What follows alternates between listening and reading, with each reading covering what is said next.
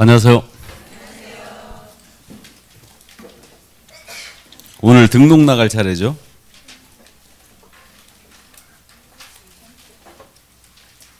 교재는 42쪽입니다.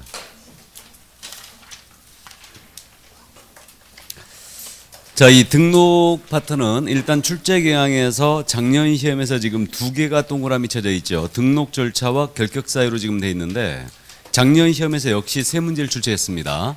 그래서 이제 등록 절차와 협회 통보 사항인가 그거 물어보고요. 결격 사유 물어봤어요. 그러니까 여기는 기본적으로 이제 세 문제 정도 비중을 갖고 있다 보시면 돼요. 그래서 등록 기준, 등록 절차, 결격 사유 이 부분을 이해하고 있어야 됩니다.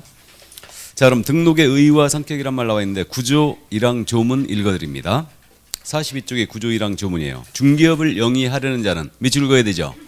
중개업을 영위하려는 자 밑줄 그시고 국토교통부령이 정하는 바에 따라 중개사무소, 법인의 경우는 주된 중개사무소를 말한다를 두려는 지역을 관할하는 시장, 구가 설치되지 아니한 시의시장과 특별자치도 행정시의 시장을 말한다. 이와 같다. 군수 또는 구청장, 이하 등록관청이란다. 에게 중개사무소의 개설 등록을 하여야 한다. 개설 등록을 하여야 한다의 밑줄이에요. 자, 그럼 등록으로 들어왔는데 크게 어렵지는 않습니다. 이 부분은. 영업 허가를 받는 게 바로 등록인데요. 지금 구조 1항 조문이 중개업을 영위하려는 자는 이 법에 따른 중개사무소의 개설 등록을 하여야 한다고 했어요. 그럼 거꾸로 해석하면 중개업을 하면서 등록을 하지 않았다. 그러면 이건 처벌하겠다는 의지죠. 그러니까 우리 법상 무등록 중개업으로 처벌합니다. 최고의 형벌이 나가요. 그래서 3년에 3천, 3년 이하의 역도는 3천만 원의 벌금에 처합니다. 그럼 중개업이 아니라면 등록할 필요가 없는 거죠. 따라서 컨설팅이라든가 분양 대행만을 목적으로 합니다. 이건 등록할 필요가 없어요. 그러나 컨설팅이나 분양 대행에 부수하여 부수적으로 만약에 중개업을 하고자 한다. 그럼 이때는 등록을 해야 됩니다. 그래서 기본적으로 이해를 해두시고요. 그 다음에 이제 국토교통부 유권 해석인데요. 인터넷만으로 중개업을 합니다. 그래도 등록해야 돼요, 안 해야 돼요? 해야 됩니다. 그래서 사무소 갖추고 등록을 해야 된다는 게 유권 해석인데 타당한 걸로 보입니다. 그럼 이 등록으로 오기까지 연역은 어떻게 되냐면 1961년도에 소개영업법이 있었어요. 소개영업법 시절에는 등록이 아니었죠. 이때는 신고를 해야지만 중개업 진입이 가능했어요. 신고제로 운영됐어요. 그래서 미성년자가 아닌 자로서 누구나 다 신고하면 중개업 진입이 가능했죠. 이거. 그래서 이때 당시에 신고하고 중개업 진입한 분들이 지금도 있다고 그랬죠. 그분들이 누구라고요? 중개인이라고 부르고 있어요. 현재 우리 그 중개인을 공사법에서는 법제 7638호 부칙 제6조 제2항에 따른 개업공사 이렇게 돼 있어요. 부칙 규정에 의한 개업공사 이렇게 돼 있습니다. 그랬다가 이제 부동산 투기가 만연하니까 1983년도 12월 말에 소개업법을 폐지하면서 부동산 중개업법을 제정하죠. 그럼 중개업법 제정 당시에는 이거 무슨 제도로 운영했어요? 허가제로 운영했죠. 이제 허가를 받아야지만 중개업 진입이 가능했어요. 이게 그래서 이랬다가 이제 IMF 터졌습니다. 그러면서 이제 규제 완화 차원에서 1999년도 부동산 중개업법을 제정하게 돼요. 이게 7차 개정이었어요. 이때 7차 개정을 하면서 등록제로 전환을 시켰습니다. 그래가지고 지금까지도 이어져 내려오고 있는 겁니다. 그래서 우리는 중개업을 하기 위해서는 반드시 등록을 해줘야 됩니다. 그럼 등록이란 사전적 의미는 그거예요. 일정한 사실관계나 법률관계를 행정관청에 비치는 장부에다가 기재하는 행위, 기 자체를 등록이라 한다. 그럼 그 정도 이해를 일단 해두시고요. 자, 그럼 이제 43쪽에 등록의 법적 성격을 볼 때가 됐죠. 이제 이것도 뭐 시험에 출제는 잘 안 하는데 이해만 해두시기 바랍니다. 우리 등록의 성격이에요. 요건 내용이 조금 어려워요. 그럼 지금 허가라고 돼 있죠.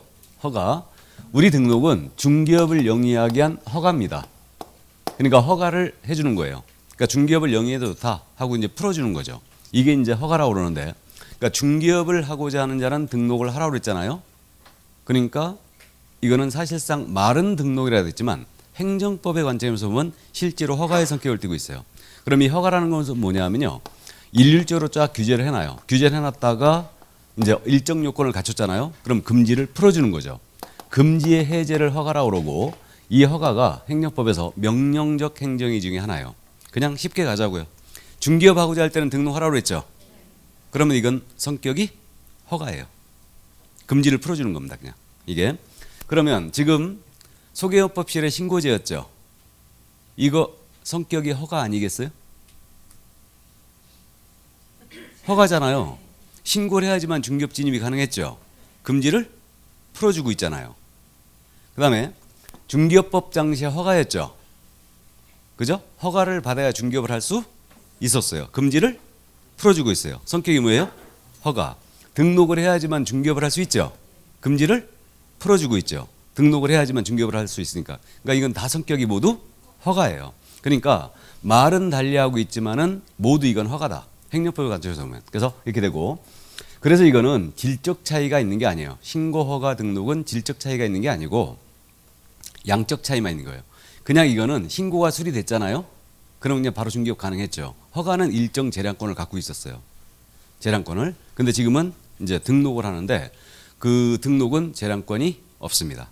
이게 요건에 맞으면 반드시 등록을 해줘야 돼요. 그래서 일단 그냥 가볍게 이해합니다. 금지를 풀어주는 의미가 있는 허가의 성격을 띠고 있다. 이게 우리가 그 식당 할 때 식품위생법에 신고하죠. 그럼 신고해야지만 식당 할 수 있죠. 그것도 성격이 허가예요. 허가입니다. 이게. 자, 그러면 그 정도 이해하시고 적법 요건이라고 나와 있네요. 그래서 이제 우리 등록은 또 적법 요건에 해당합니다.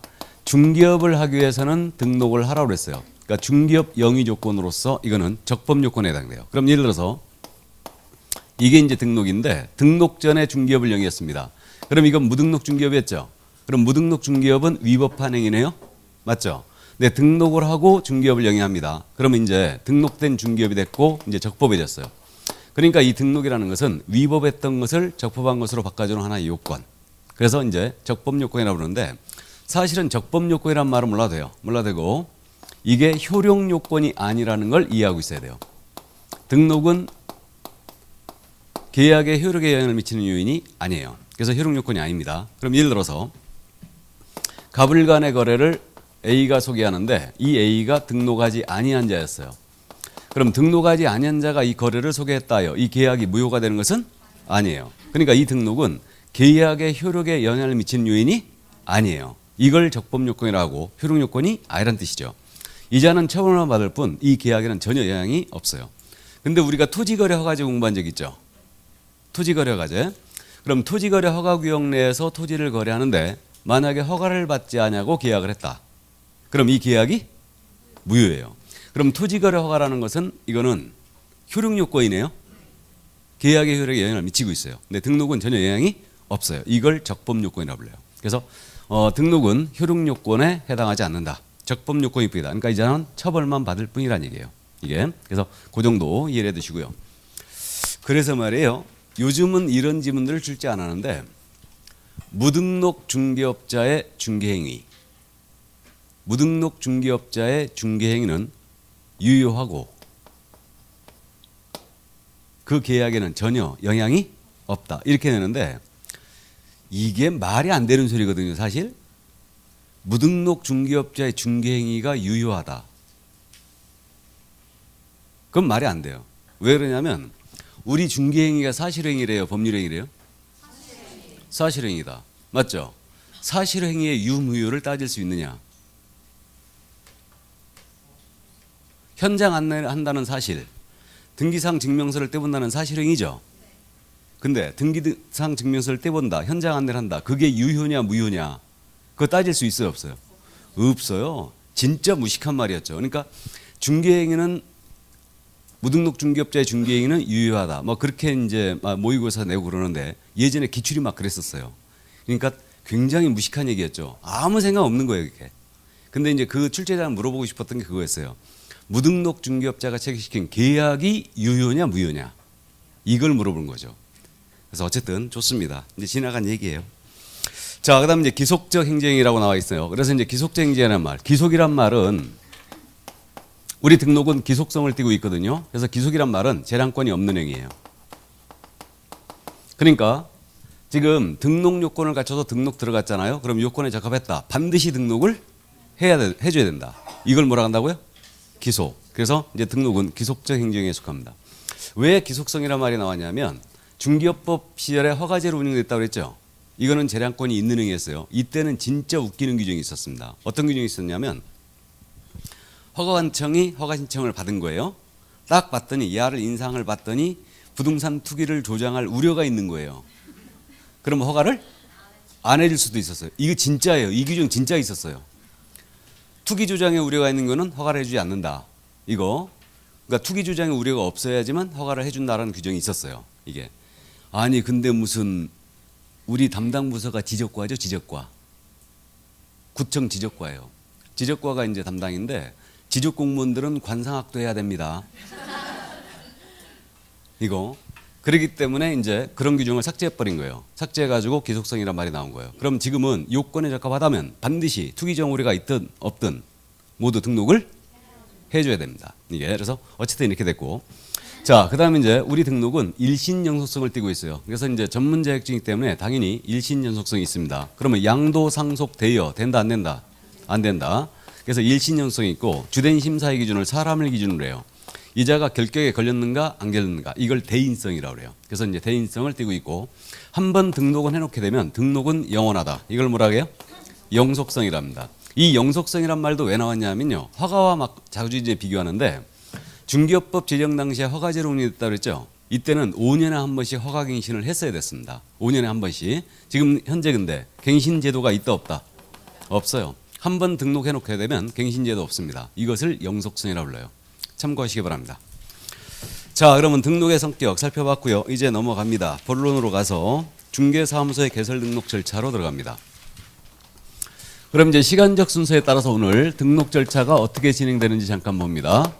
그럼 먼저 등록 기준을 확보했어요. 자격을 취득하고 가서 교육받고요. 사무소 다 확보했습니다. 그럼 이제 등록을 신청을 해요. 그럼 이제 어디다 등록 신청하고 서류는 뭘 내야 되고 수수료 내는가 이 문제가 생기고 신청했거든요. 그럼 이에 대해서 우리 등록관청이 검토하죠. 검토하고 요건에 적합했다. 그럼 등록을 통지해요. 그래서 등록 통지를 하는데 이게 등록 처분이라고 합니다.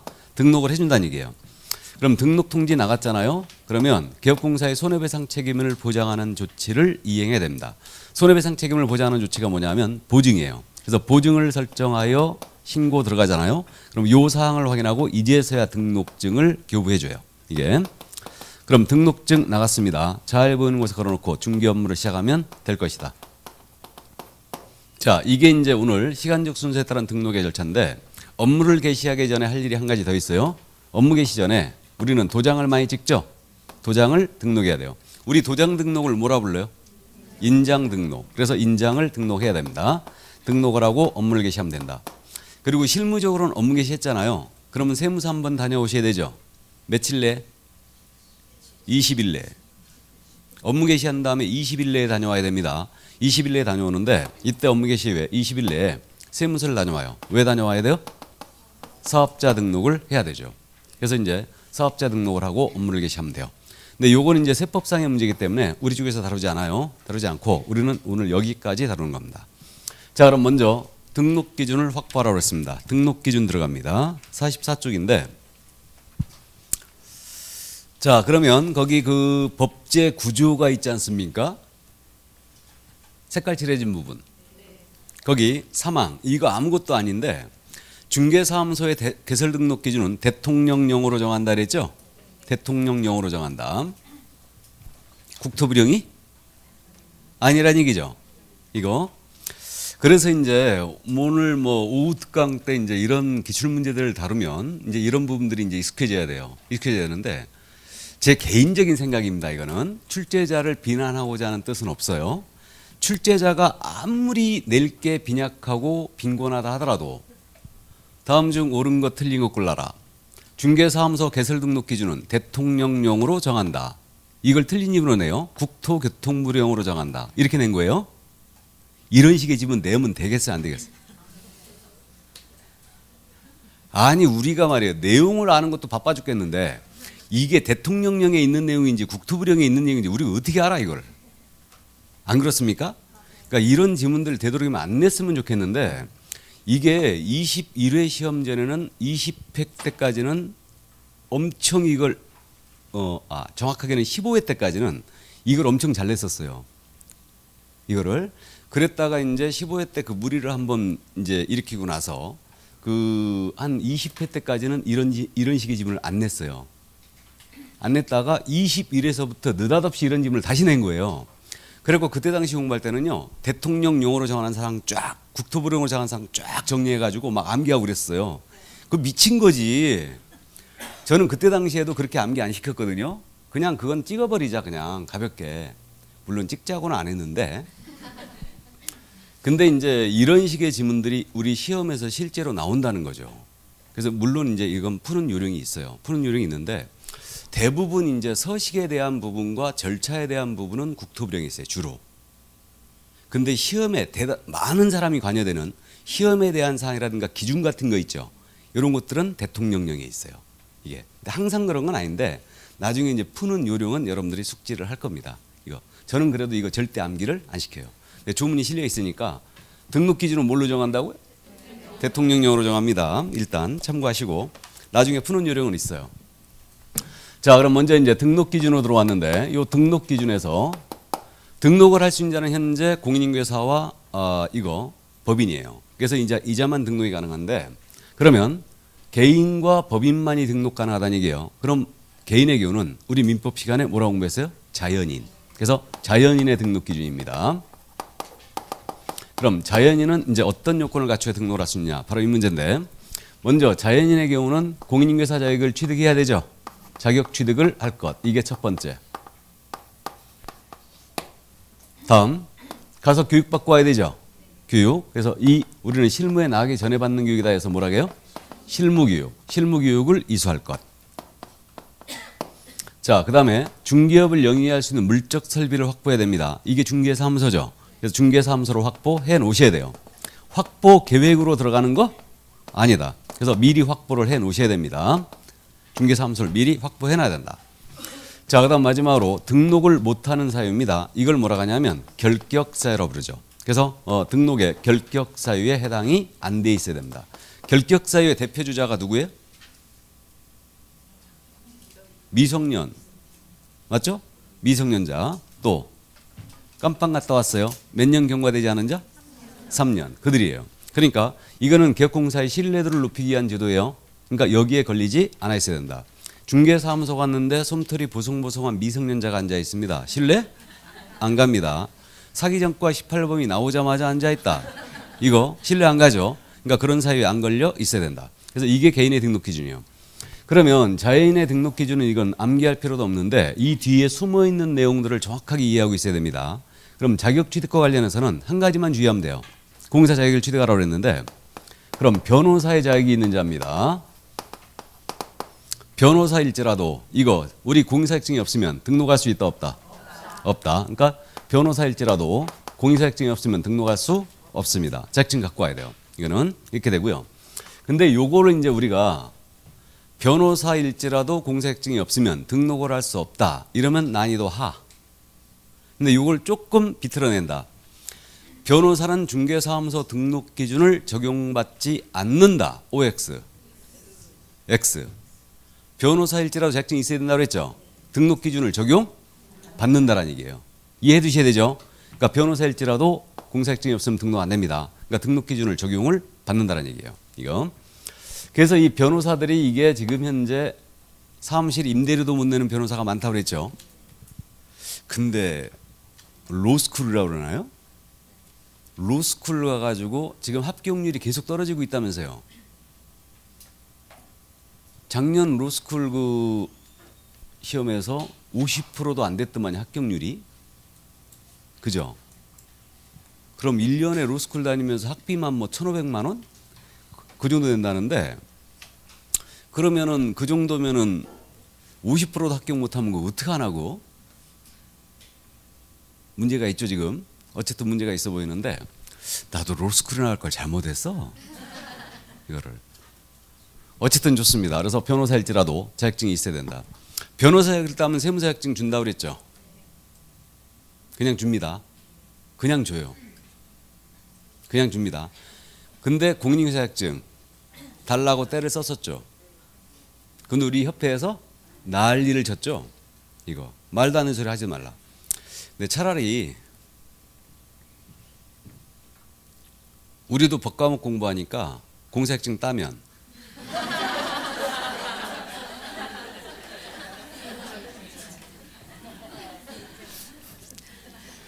변호사한테 세무사 자격증을 줄 게 아니고 우리한테 줘야 돼. 맞죠? 이게 국가 공인 자격 시험 중에 세법이 들어간 건 세무사 시험하고 우리밖에 없어요. 우리밖에 없습니다. 근데 우리가 세금이 피곤하니까 피하죠. 피합니다.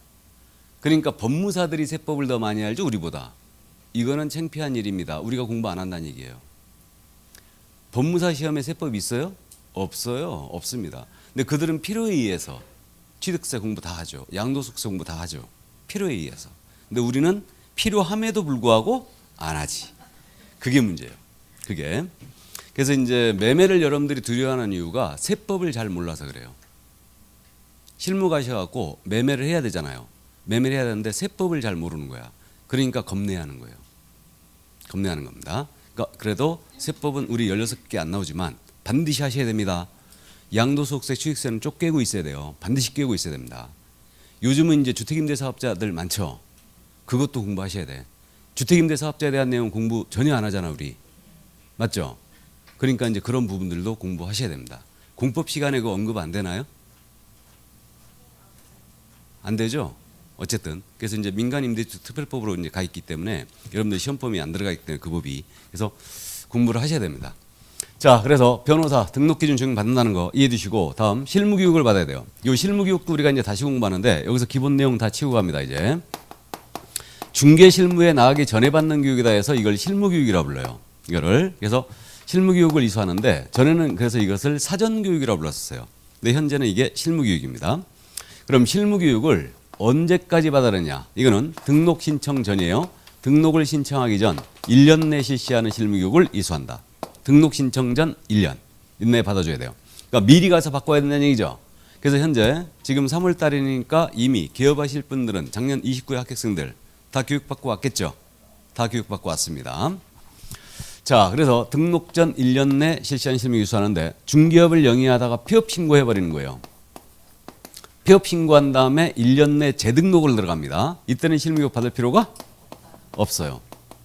또 소속 공인인계사로서 근무하다가 그만둡니다. 직을 사임을 하고 1년 내 등록을 들어가는 거예요. 받을 필요가 없어요. 그래서 폐업 후 1년 내 재등록을 하거나 또는 소공으로 재직하다가 그만두고 1년 내 다시 이제 등록을 들어간다. 그럼 이때는 받을 필요가 없어요. 왜 그러냐면 이 실무교육의 목적이 법률 지식을 기르고 중개 및 경영 실무, 그다음에 직업 윤리를 내용으로 하고 있거든요. 그러니까 단기간 내 재등록 시는 실무교육을 면제하는 겁니다. 그럼 현재 실무교육 실시권자가 누구냐? 실무교육 실시권자는 누구예요? 시도의사죠. 그래서 시도의사가 실무교육 실시권자예요. 그러면 이들이 직접 실무교육을 시행하는 게 아니에요. 이걸 위탁 시행하고 있죠. 그러면 시도의사가 위탁하에 지금 실무교육을 시키고 있는데 일단 위탁받을 수 있는 자, 우리 공인사협회가 있죠. 그 다음에 부동산 관련학과 개설된 대학이나 전문대학이 있고 그다음에 공기업이라든가 준정부기관에서 위탁 시행이 가능합니다. 근데 실제로 현재 협회와 부동산 관련학과 개설된 대학이나 전문대학에서 위탁 교육을 하고 있어요. 여기서. 그래서 등록을 신청코자 하는 자는 공인인계사 협회가 실시하는 실무교육을 등록 신청 전 1년 내 이수해야 한다. OX. 다시 등록을 신청하는 자는 등록 신청 전 1년 내 공인인계사 협회가 실시하는 실무교육을 이수해야 한다. OX. 어디가 틀렸어요? 협회가 틀렸죠. 뭐로 바뀌어야 돼요? 시도지사. 주의해야 됩니다, 이거. 그래서 시도지사가 바로 실무교육 실시권자이기 때문에 시도지사가 실시하는 실무교육을 이수한다. 이렇게 나와야 돼요. 이걸 바꿔낸다면 또 국토부 장관이 실시하는 실무교육 이수해야 한다. 그렇게 바꿔내는 거 이런 것들 주의를 하고 있어야 됩니다. 이거. 자, 그다음 이제 실무교육 실시 시간은 어떻게 되냐? 기획하고 있어요. 28, 32. 며칠 가서 받는다고요? 4일. 우리 수도권 하루 온라인 교육한다고 그랬죠. 온라인 교육하고 나머지 3일은 집합교육이에요. 그래서 이제 4일로 기억하시고 7시간씩 4일입니다. 그럼 이제 28시간 이상 32시간 이하. 그래서 현재 28시간을 교육을 하고 있어요. 교육비는 얼마라고 했습니까? 13만 원. 13만 원. 이거. 그래서 7시간씩 가서 이제 교육을 받고 오셔야 됩니다. 도시락 싸갖고 가야 된다고 그랬죠? 도시락 싸갖고 가야 됩니다. 점심은 안 줍니다. 이거. 사 먹을 데가 없냐고요? 많아요. 우리 서구는 여기 교육장에 가까운 데 있나요? 혹시 들어보신 분 없어요? 지금 인천은 그 인천시 지부가 구월동 교육장이 있어요. 구월동 아시죠? 구월동에 교육장이 있어요. 거기 교육장이 있습니다. 이게. 자, 그래서 여기까지 실무교육 이해를 해주시고요. 다음 이제 중개사무소 확보래요. 여러분 중개사무소 다음 주에 공부하거든요. 여기서 기본 내용 다 짚고 갑니다. 이제 중개사무소도. 그럼 중개사무소를 확보를 하라고 그랬습니다. 미리 확보 계획으로 들어가는 거 아니에요. 미리 확보해 놓으셔야 돼요. 이거. 그러면 중개사무소 설치 기준은 어떻게 되냐면 우리 법에 딱 이거밖에 없습니다. 건축물 대장에 기재된 건물에 확보할 것. 그리고 그 등록 신청하는 자가 소유, 전세, 임대차, 사용대차의 방법으로 사용권이 있을 것. 그러니까 등록 신청하는 자가 사용권이 있는 건물로서 소유든 전세든 임대차든 사용대차든 어쨌든 사용권이 있는 건물로서 건축물 대장에 기재된 건물을 확보해야 돼요. 다만 건축물 대장에 기재가 안 돼 있을지라도 준공이나 사용검사가 된 건물로서 사무실로 쓰기에 적합하다. 그럼 여기는 예외지역으로 설치할 수 있어요. 딱 이거밖에 없어요. 기준이. 그러다 보니까 이제 사무소 확보 기준을 우리는 해석에 의존하여 따져보는 거예요. 그러면 일단 원칙적으로 건축물 대장에 기재된 건물을 확보하라고 했으니까 무허가 불법 건축물입니다. 여기는 설치할 수 있다 없다? 없다. 당연한 얘기예요. 근데 시험에서는 무허가 불법 건축물에 설치할 수 있냐 이걸 묻는 게 아니에요. 뭘 자주 묻냐면 가설 건축물에 설치할 수 있냐 이걸 자주 물어요. 컨테이너 사무실이라든가 이런 가설 건축물 대장에 기재된 건물에 설치할 수 있느냐 이거 설치할 수 없다. 이걸 기억해야 돼요. 이게. 근데 우리 시골 같은 데 가면 컨테이너 같은 데 설치해 놓은 데가 있을 수 있다고 그랬죠. 이거는 아주 예전에 설치했거나 아니면은 그 컨테이너가 건축 허가를 받아버린 거예요. 그거를 그래갖고 건축물 대장 기재가 돼 있을 수가 있어요. 그렇기 때문에 어쨌든 우리는 이론적으로 지금 접근하니까 가설 건축물에는 설치할 수 없다. 명심해 두시고. 그 다음에 이 기준 봤을 때 면적을 제한하는 규정은 있어요 없어요? 없어요. 적정 면적이면 됩니다. 근데 이제 우리 일순환 하신 분은 아시는데 우리가 품위를 지키기 위해서는 몇 평 정도는 전용, 몇 평 정도는 돼야 된다고요? 예? 10평이면 엄청 큰 거예요. 6평 정도는 돼야 될 겁니다. 품위를 지키기 위해서는. 이게 6평 미만이 되면 좁아가지고 요러고 다닌다고 그랬죠. 이게 그러니까 어쨌든 6평 이상은 돼야 될 걸로 보입니다. 이게. 그래서 면적 제한 규정은 없다. 여기까지가 제일 잘 묻는 거예요. 사무소 기준은. 여기까지 제일 잘 묻는 거고 나머지 이제 계속 다 따져봅니다. 그러면 이거 다른 사람 명의로 타인의 명의로 임대차 계약이 체결돼 있어요. 타인 명의로 임대차 계약이 체결된 건물에 설치할 수 있게요 없게요? 있다. 그러니까 제가 등록 신청하는데 임대차 계약은 제 친구가 했던 거예요. 친구가 쓰던 사무실에 내가 등록을 들어갈 수 있냐 이 문제죠. 할 수 있다. 이거 할 수 있어요. 내가 사용권이 있음을 증명하면 되죠. 그러니까 친구하고 저 사이에 전대차 계약이나 사용대차 계약서 들어오면 돼요. 그렇기 때문에 타인 명의로 임대차 계약이 체결된 건물에도 설치할 수 있다. 근데 실무적으로 이렇게 한다고 안 한다고요? 안 한다고 그랬죠. 사업자 등록까지 들어가야 되거든요. 그러니까 이른바 이제 타인이 쓰던 건물에 내가 임대차 계약이 돼 있다 하더라도 이른바 가라 계약서라고 그랬죠. 그 건물주하고 얘기해갖고 이른바 가짜 계약서를 하나 더 쓰는 거죠. 그래갖고 그걸로 해갖고 다 들어갑니다. 그냥 실무적으로 타인 명의로 안 해요. 다. 근데 이론적으로는 가능하다. 그 다음에 이제 우리는 그 일순환 하신 분을 이제 들어봤어요. 이미 개설 등록을 하여 사용 중인 건물이에요. 개설 등록을 하여 사용 중인 건물. 이거. 여기다 대고 등록 들어갈 수 있다 없다? 여기 들어갈 수 있다. 그러니까 예를 들어서 이게 중개사무소인데 A가 이미 개설 등록을 하여 사용 중인 건물이에요. 내가 여기다 대고 개설 등록을 들어가는 겁니다. 된다 안 된다? 된다. 그래서 개업공사는 업무의 효율적 수행을 위하여 사무소의 공동 사용이 되죠. 그러니까 이미 개설 등록을 하여 사용 중인 건물에도 등록 신청할 수 있다. 이때 서류 한 가지는 추가해야 되죠. 승낙서 들어와야 됩니다. 누구 승낙서예요? A의 승낙서예요. 그러니까 이자의 승낙서만 들어오면 될 것이다. 이게. 그래서 이제 이 점 또 이해를 해 두시고요. 자, 그다음에 이제 여러분들이 건축법 이제 들어봤거든요. 공부 시간에. 이제 건축법상의 내용을 짚어봐야죠. 근린생활시설 들어봤죠? 1종, 2종 있다는 거 알죠? 그래서 우리 중개사무소는 제1종, 제2종 근린생활시설에 설치할 수도 있다. 근생. 그러니까 이제 용도 기준에 적합해야 돼요. 적합해야 되기 때문에 제1, 2종 근생에 설치할 수 있어요. 그다음에 유권 해석상 업무시설 있죠. 업무시설에도 설치할 수 있다. 일단 그래서 이 정도만 이해됩니다. 여기까지. 자, 그럼 이제 나머지 건축법을 더 공부하시면 더 언급을 할 겁니다. 그래서 이 정도 이해해 두시고 실무적으로 사무소 확보할 때요. 거의 이런 사고는 터지지 않는데 내가 사무소를 미리 확보해야 되잖아, 지금. 그럼 이제 이미 중개업소로 쓰던 사무소는 상관이 없어요. 쓰던 사무소는 상관이 없는데 등록을 하는데 아무 지장이 없을 것 같은데 이런 경우가 있습니다. 그러니까 이제 건물에 따라서 이 상가자치회에서 업종 제한을 하고 있는 거야. 그러니까 1층에 중개사무소가 하나가 있는 거예요. 있는데 내가 옆에다 사무소를 더 열겠다. 근데 여기 상가자치회에서 중개사무소는 이 건물에 하나만 있어야 된다라고 제한을 하고 있는 거예요. 그럼 그건 유효합니다. 그럼 못 들어갈 수 있다는 얘기죠? 못 들어갑니다. 그러면 이제 돈 들어갔는데 등록이 안 되는 거야.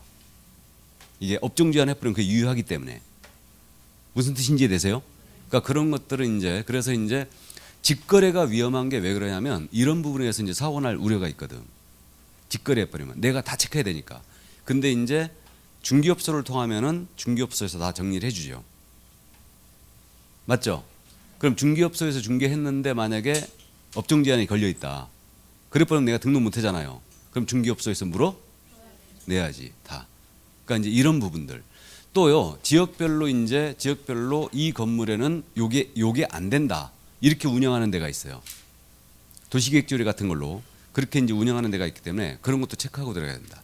물론 이제 이거는 그 종종 이제 자주 일어나는 건 아니고 가끔 이제 일어나는 사고인데 그런 경우들이 가끔 있습니다. 이게 그래서 그 저희 송도에도 그래가지고 그 단지가 한 200세대 정도가 되는 이제 둘이 합치면 이제 한 400세대. 근데 거기가 이제 주상복합이라 상가들이 엄청 많거든요. 근데 중개업소가 딱 하나밖에 없어요. 더 이상 못 들어가는 거예요. 그냥 못 들어가. 아예 업종 제한을 해버린 거예요. 그래갖고 못 들어갑니다. 이게. 그러니까 이제 저희 단지에도 벌써 저희 단지는 근데 6개인가 있거든요. 우리는 업종 제한이 없어요. 근데 거기는 처음에 분양을 할 때 업종 제한을 해서 분양해버린 거예요. 부동산 자리로 딱 하나만 준 거예요. 그냥. 그래가지고 더 이상 못 들어가요. 그래갖고 거기 한 10년 동안 엄청 잘했지. 엄청 잘했습니다. 근데 이제 앞쪽에 상가 건물 쫙 들어오면서 이제 앞쪽에 이제 또 부동산들 다 들어왔지. 앞쪽으로 이게 그런 데 잡아야 되는 거예요. 그죠? 예. 자, 그래서 어쨌든 사무소 이제 실무적인 내용을 잠깐 말씀드렸고요. 그럼 이제 결격 사유에 대한 걸 오늘 마지막에 다 봐요. 그러니까 이제 그때 자세히 보기로 하고. 그럼 자연의 등록 기준 큰 문제 없습니다. 이제 문제는 법인의 등록 기준이에요. 자, 그럼 이제 법인이 등록 신청 들어가는 겁니다. 이번엔 그럼 법인의 등록 기준이에요. 그럼 나열을 해보면 법인의 등록 기준은 먼저 법인은 할 수 있는 업무가 우리 법에서 딱 정해져 있어요. 그래서 이 법인의 업무에 대해서는 다음 주에 자세히 공부하는데 법인은 우리 법 제14조에 규정된 업무 이걸 법정 업무라고 그래요. 그래서 법인은 우리 법이 정해놓은 업무만을 영위할 목적으로 일단 설립이 돼야 됩니다. 그리고 법인은 자본금이라는 게 있거든요. 자본금은 무조건 5천만 원 이상이어야 돼요. 자본금은. 그 다음에 이제 조직이 있는데 법인은 어떤 조직을 갖춰야 되냐면 상법상 회사의 형태를 갖추거나 협동조합 기본법이 있습니다. 협동조합 기본법에 따른 협동조합의 형태를 갖춰줘야 돼요. 상법상 회사이거나 또는 협동조합일 것. 단 협동조합 중에 사회적 협동조합은 제외합니다. 사회적 협동조합은 제외. 이거. 자, 그다음 이제 임원에 대한 요건이요. 임원인데 법인의 대표자입니다. 법인의 대표자는 공인중개사에 되죠. 대표자는 무조건 공인사에 됩니다. 그다음에 이 대표자를 제외한다, 포함한다? 제외한다. 이 법인의 대표자를 제외하고 그 법인에 임원 또는 사원이 있죠. 임원 또는 사원인자의 3분의 1입니다. 이들의 3분의 1 이상은 공인중개사일 것. 자, 이렇게 되고 그다음 이제 나머지 요게 이제 법인으로 갖춰야 될 기본 요건이 이거든요. 이거고 나머지 요건은 개인과 똑같아요. 그래서 이제 법인도 실무 교육을 누군가 받으셔야 됩니다. 실무교육을 이수해야 되고, 다음에 법인도 중개사무소, 건축물 대장 기재인 건물에 확보를 해 주셔야 돼요. 확보해 주셔야 되고, 그 다음에 이제 마지막으로 결격사유에 해당이 안 돼 있어야 됩니다. 여기까지는 다 똑같아요. 자, 그러면 법인의 등록 기준은 바로 여기까지인데, 우리는 여기 있는 내용을 정확하게 이해하고 있어야 돼요. 여기 있는 내용을. 올해 지금 현재 법인의 등록 기준은 출제가 예상이 되는 부분이에요. 그래서 출제 예상되는 부분은 이제 집중적으로 여러분한테 연습을 시킬 건데, 어쨌든 그럼 법정 업무만을 영위할 목적으로 설계된다. 그럼 이걸 법인의 업무라고 부르는데, 다음 주에 자세히 공부한다고 그랬습니다. 오늘 그래서 나열만 합니다. 그럼 법인은 할 수 있는 업무가 딱 정해져 있는데 토탈 7가지 뿐이에요.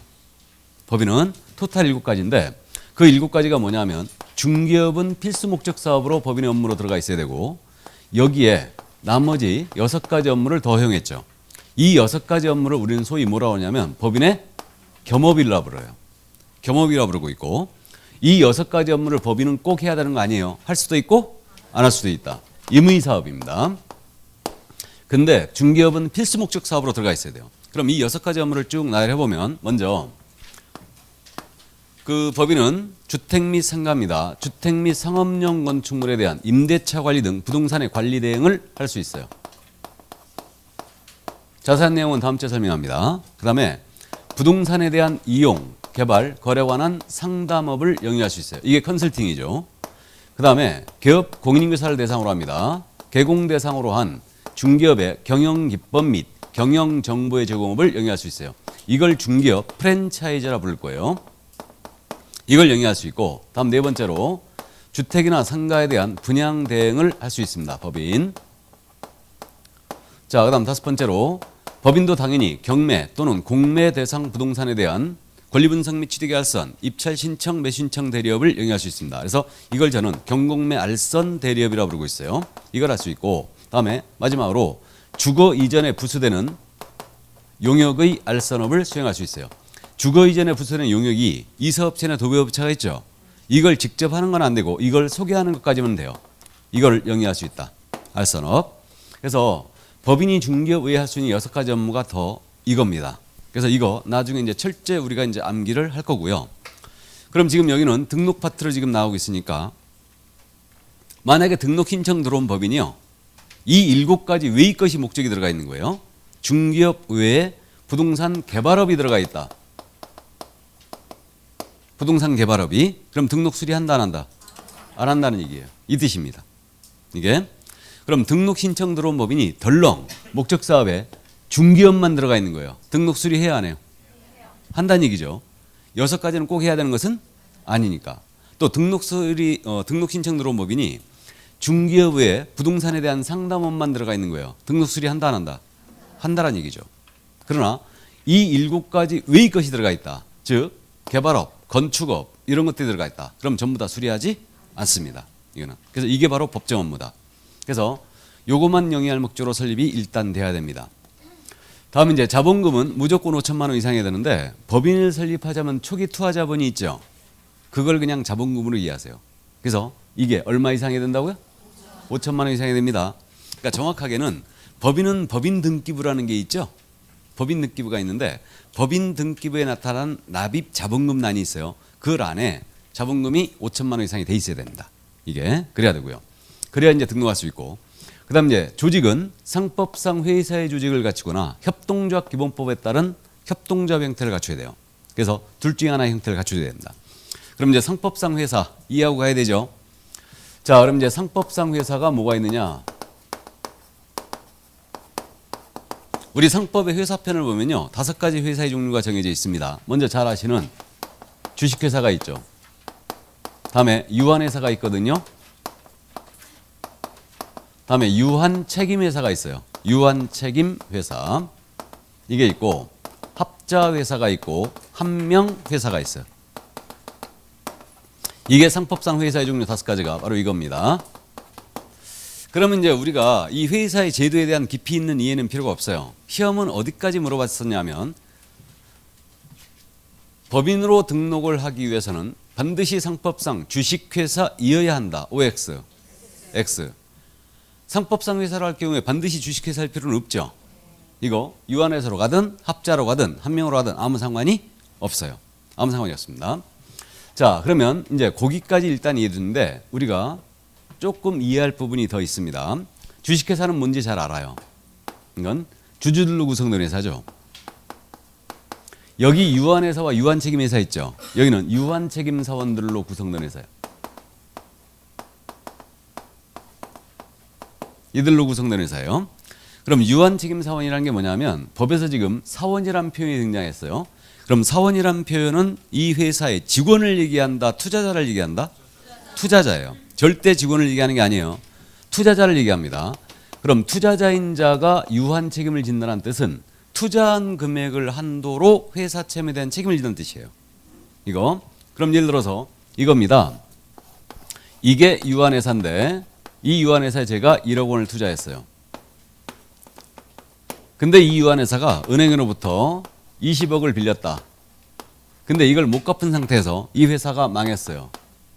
그럼 나는 일단 투자한 금액 1억 날리는 거죠. 날리는 겁니다. 그러면 내 개인 재산 가지고 이 유한회사가 은행에 미처 못 갚은 20억을 책임지느냐 이 문제예요 지금. 이거 진다 안 진다? 안 진다. 이게 유한 책임이라고 그래요. 투자한 금액을 한도로 회사 채무에 대한 책임을 지는 것.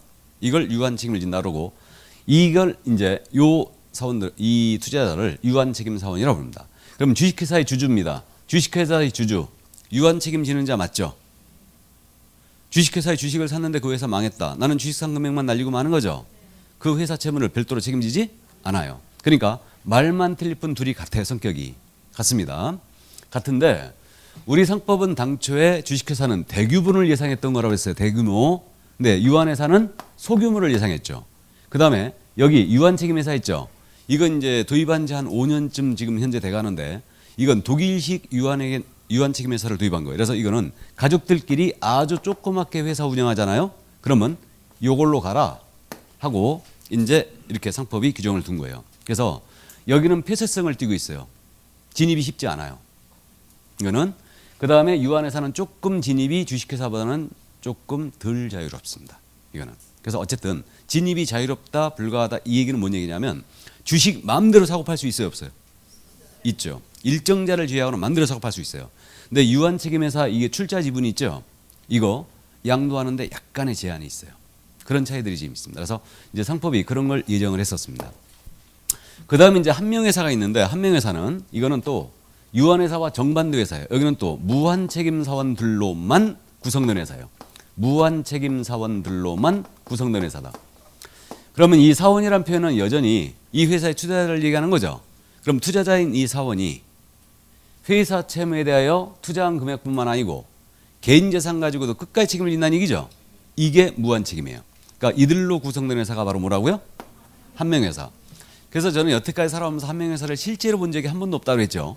그러나 이제 뭐 농기계 회사라든가 수산업 회사들 이제 꼭 필요한데 영세성을 면치 못한다. 정부에서 지원을 하고 있기 때문에 지원금을 주기 위해서 아예 한명회사로 가라 하고 이제 강제하는 경우가 있다고 그랬죠. 그래서 일부 있어요. 일부 있고.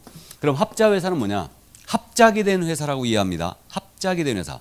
누가 합작된 거냐면 무한책임사원과 유한책임사원이 합작된 회사예요. 그래서 이름이 뭐라고요?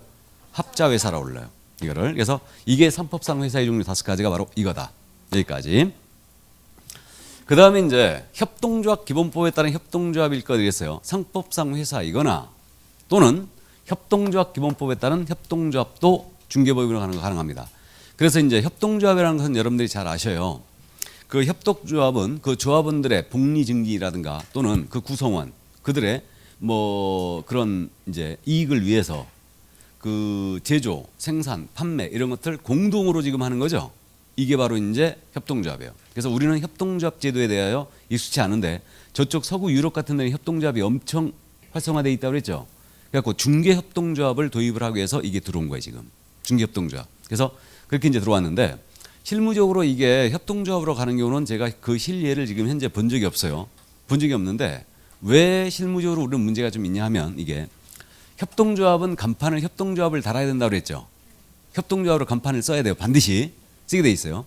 그러면 예를 들어서 뭐 부동산 중개 협동조합 이렇게 하는 거예요. 그러면 손님이 딱 들어가려다 멈칫한다고 그랬죠. 왜 멈칫하겠어요? 조합원이 아니니까 뭔가 피해를 입을 것 같아. 그러니까 우리는 협동조합이 익숙치 않아요. 근데 이제 중개협동조합 탄생 가능하도록 해놓은 거예요. 그래서 이 협동조합 기본법에 따르면 조합은 5명 확보하면 돼요. 5명. 그래서 이제 5명 확보해가지고 시도의사한테 신고만 하면 설립이 되는 겁니다. 그러니까 법인으로 이제 등기를 물론 해야 되죠. 이게. 그래서 이제 그렇게 이제 협동조합법이 협동조합 설립을 쉽게 할 수 있게 해놓은 거예요. 오해하지 말아야 되는데 농업협동조합, 수산협동조합, 신용협동조합, 축산협동조합들이 있죠. 이 협동조합들은 협동조합 기본법에 따른 협동조합이 아닙니다. 그거는 전부 다 특별법에 의해서 만들어진 거예요. 농협동조합법은 농협동조합법이 있죠. 그 법에 따라 설립이 된 거예요. 그런 협동조합을 얘기하는 게 아니에요. 그게 아니고 이거는 협동조합 기본법에 따른 협동조합을 얘기합니다. 그래서 의료협동조합들은 지금 현재 탄생되고 있어요. 근데 의료협동조합들은 의료법인은 영리법인이 비영리법인이 우리 지금 비영리법인이에요. 영리법인을 지금 허용하지 않고 있죠. 근데 이제 제주도에서 지금 영리법인을 허용하겠다라고 문제가 되고 있는데 어쨌든 의료협동조합들은 지금 현재 생기고 있어요. 그 협동조합을 뭐라고 하냐면 바로 사회적 협동조합이라고 그래요. 그럼 사회적 협동조합은 일단 비영리법인이에요. 그다음에 소외계층의 일자리 마련을 위한 협동조합이라든가 지역 주민들의 복리 증진을 위한 협동조합. 그래갖고 제가 이제 지난 순환 때 어떤 예를 들었었냐면 사회적 협동조합 같은 경우 이제 우리가 그 TV 같은 데 보면 이제 사과 주산지다. 그럼 사과를 마을 주민들이 공동으로 생산하고 공동 판매하고 공동 브랜드를 쓴다고 그랬죠. 그게 일종의 사회적 협동조합이고 도시 지역 쪽에서는 의사들이 모여가지고 의료협동조합을 만들고 있는데 이것이 바로 사회적 협동조합이에요. 그래서 이 사회적 협동조합은 기본적으로 비영리법인에 속하기 때문에 이것은 등록할 수가 없다라는 얘기죠. 그래서 일단 그 정도 이해를 합니다. 그래서 그 협동조합 기본법에 따른 협동조합. 그래서 이제 공인인사들이 모여가지고 협동조합으로 설립해갖고 중개협동조합으로 갈 수도 있다는 얘기예요. 이걸 등록할 수도 있습니다. 이게 단 사회적 협동조합은 등록할 수 없다. 비영리법인에 속하기 때문에. 그래서 의료협동조합을 생각하시면 될 겁니다. 일단 자 그래서 상법상 회사 이렇게 이제 협동조합일 것 여기까지 두시고 다음에 이제 임원에 대한 요건이에요. 법인의 대표자는 반드시 공인인사해야 됩니다. 대표자가 공사 아니면 등록 수리하지 않아요. 않습니다. 그 다음에 대표자를 제외한다고요? 포함한다고요? 제외. 우리 이거 조심해야 됩니다. 대표자 빼고요. 대표자 빼고 그 임원 또는 사원인자의 3분의 1 이상이 공사일 것. 그럼 임원이라는 자가 누군지 한번 따져봐야 되죠. 자, 그래서 저 임원 사원 때문에 이 상법상 회사 제도에 대해서 지금 설명을 드린 거예요. 그러면 이제 보면은 여기 주식회사와 유한회사 있죠. 이 두 회사에는 이사라는 분이 계십니다. 이사 임원 맞겠죠. 그 다음에 주식회사 유한회사 감사라는 분이 계시다. 그럼 감사도 임원이 맞아요. 임원 맞습니다. 감사 임원이에요.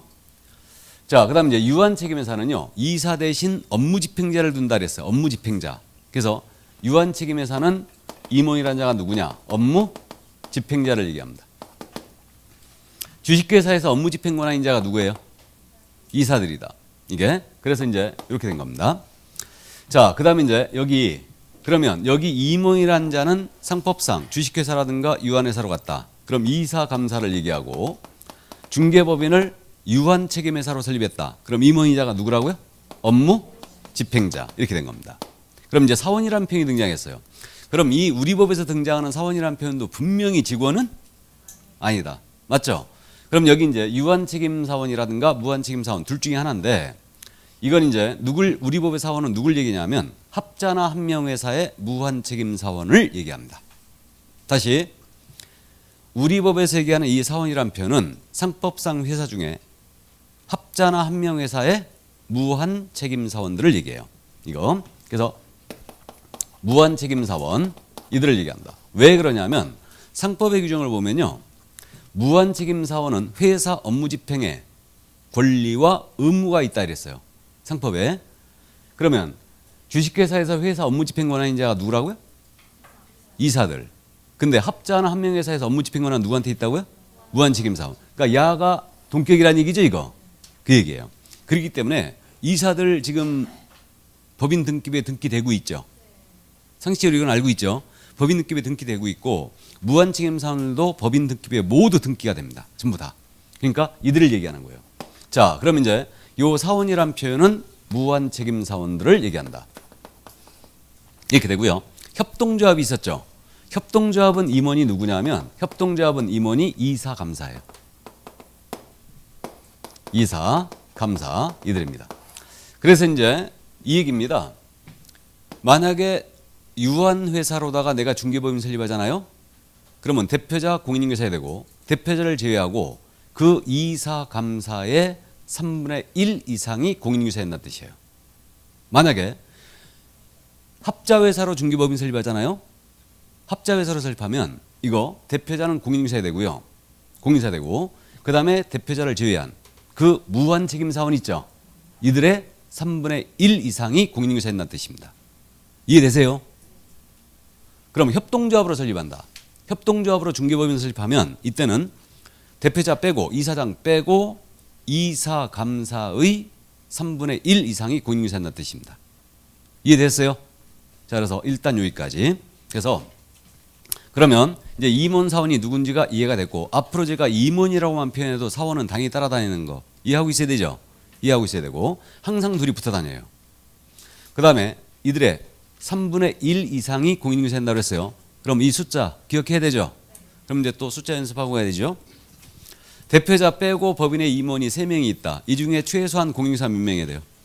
1명은 있어야 됩니다. 그럼 나머지 2명은 공인사가 아니어도 된다. 이건 투자자를 받아들여도 좋다. 이 얘기죠. 이거. 그럼 만약에 6명이라면 최소한 공인사 몇 명이 돼요? 2명. 7명이라면 3명은 돼야 된다. 이거 기출지문입니다. 지금 7명 중에 2명이면 된다. 틀렸죠? 3명은 공인인증서해야 됩니다. 사람을 쪼갤 수는 없으니까. 그래서 3분의 1 반드시 기억을 하고 계시고. 자, 그 다음에 이제 그러면 여기까지 이제 기본 요건을 다 살펴봤고요. 이제 실무교육 받으라고 했어요. 그럼 법인 자체가 실무교육 받을 수 없으니까 실무교육을 누가 받아야 되냐? 대표자는 무조건 받아야 되죠. 받아야 될 거고 임원사원 전체가 실무교육을 다 받아야 된다. 임원사원 전체. 그러면 이거 이제 임원사원 중에는 자격증이 없는 자가 3분의 2가 있을 수 있다고 그랬죠. 이들도 실무교육 받아야 돼, 안 받아야 돼요? 받아야 됩니다. 그래서 이제 그 말씀 드린 적이 있죠. 내가 부동산 투자했고 돈 좀 땄는데 이게 안 좋아서 자격증을 딸 자신 없다. 가서 실무교육 받고 와야 되죠. 실무교육 며칠이라고요?